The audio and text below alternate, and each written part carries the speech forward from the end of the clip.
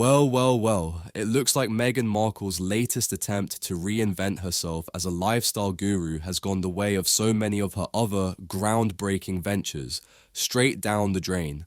The streaming giant Netflix, which was so eager to throw millions at the Sussexes a few years ago, has quietly pulled Meghan's much-hyped cooking show from its platform. Yep, gone. Disappeared without so much as a goodbye. Netflix didn't even bother to pretend it was a success, and let's face it, if it had been, we'd be seeing endless marketing campaigns, magazine covers, and probably a line of branded kitchen utensils by now. But nope. Instead, the show vanished into oblivion, and that, my friends, is a clear message. Meghan Markle's brand isn't nearly as powerful as she seems to think it is. This cooking show was supposed to be the crown jewel in Meghan's post-royal career, a way to establish herself as a culinary and wellness icon, but it turns out nobody really cared about her vision for the kitchen. How embarrassing is that? Netflix isn't known for cancelling content unless it's an absolute disaster, and yet here we are. The streaming service clearly saw no value in keeping a show that didn't bring in the views or the buzz.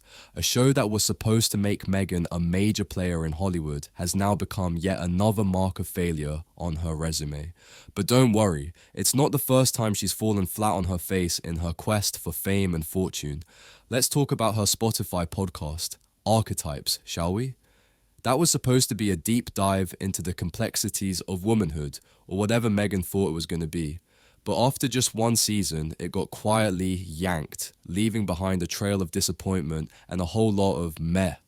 Spotify executives, apparently, couldn't even be bothered to pretend they were interested in what she had to say. The content was stale, the interviews uninspired, and honestly, no one cared. But hey, at least she gave us one season to tell her what we think, which, let's be honest, wasn't a whole lot.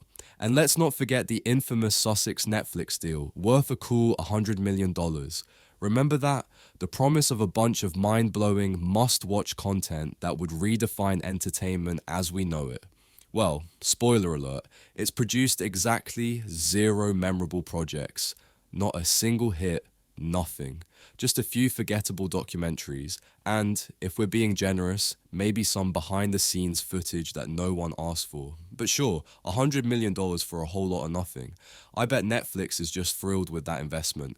And here's the kicker.